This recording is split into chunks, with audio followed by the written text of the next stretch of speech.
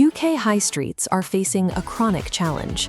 Despite the daily activity, local wealth struggles to stay local, and community participation often goes unrecognized by the formal economy. Our current economic system relies on conventional money, which operates as a scalar tool.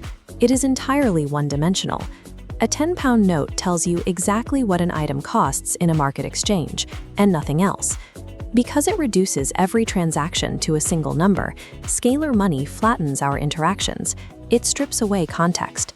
Whether a product was crafted by a neighbor or shipped from a distant factory, whether the transaction nurtured a community or depleted the local environment, all of those realities are erased from the ledger.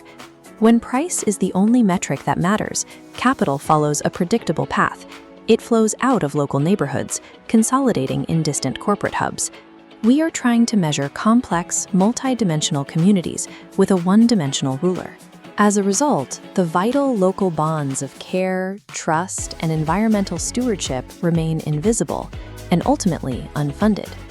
To capture what conventional money misses, communities can introduce a complementary currency. This is a medium of exchange designed specifically to hold social, cultural, and environmental value. This system is not designed to replace the pound sterling. Instead, it operates seamlessly alongside it, handling the types of value that fiat currency ignores. It gives communities a way to actively reward the actions that make a neighborhood livable, things like local volunteering, peer-to-peer mutual aid, cleaning up a street, or adopting sustainable behaviors. By deploying this complementary currency, a town gains a new economic lens. Suddenly, everyday civic contributions become measurable, visible, and tradable assets within the community. This brings us to vector money theory. Instead of treating money as a flat scalar amount, vector money treats it as a coordinate system.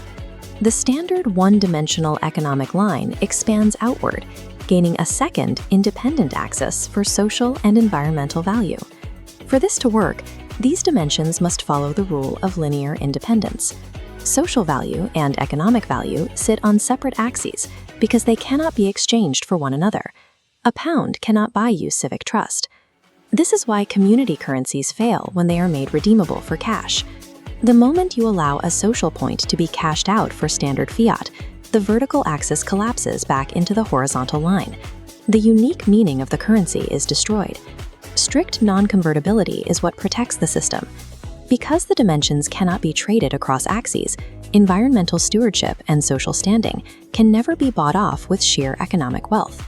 This structural design naturally narrows inequality. Regardless of how much conventional wealth someone has in the bank, they, just like anyone else, must earn their social dimension through actual physical contribution to their community. In practice, the system begins with an earning phase. Residents accumulate this vector money by dedicating time to local civic actions, building a tangible record of their multidimensional worth. When it comes time to spend, the transaction uses the simultaneous payment principle. At a local shop, a customer pays a single bill using conventional pounds for the economic value and community points for the local value, settled seamlessly at the exact same time. To keep the ecosystem alive, the shop enters a recirculation phase. Instead of hoarding the points, the business pays local suppliers, rewards their staff, or donates to neighborhood charities. There is a behavioral risk here. If users and shopkeepers start treating this community currency merely as a cash discount or a money-off coupon, the social dimension fades from their minds, and the currency effectively reverts to being one-dimensional. But when the points are widely understood as genuine tokens of community value, they create a continuous circular flow. This constant motion solves the historical stagnation problem that plagued older local currencies, actively locking wealth and activity into the high street. Bridging this theory with everyday commerce requires a specific technical layer, an open-source smartphone wallet that integrates directly with existing point-of-sale systems at the till. As the currency circulates, it generates a transaction history that acts as a Creative Commons. This anonymized, aggregated data provides a shared public resource, allowing local governments and planners to accurately map community well-being over time. The rules for how these points are issued, verified, and managed are determined through bottom-up governance. Local community organizations define their own values and parameters rather than having them dictated by a central tech corporation. Vector money operates as public domain infrastructure.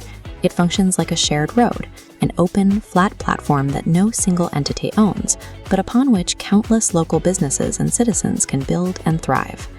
For a UK town, the practical results of this architecture are straightforward. Local supply chains are strengthened, civic participation is directly rewarded, and independent shops gain a distinct advantage in retaining local customers. Implementing this requires careful design. The system relies entirely on maintaining trust and transparency, while ensuring strict adherence to established banking and regulatory requirements for the fiat side of the ledger. Over time, this model can scale outward.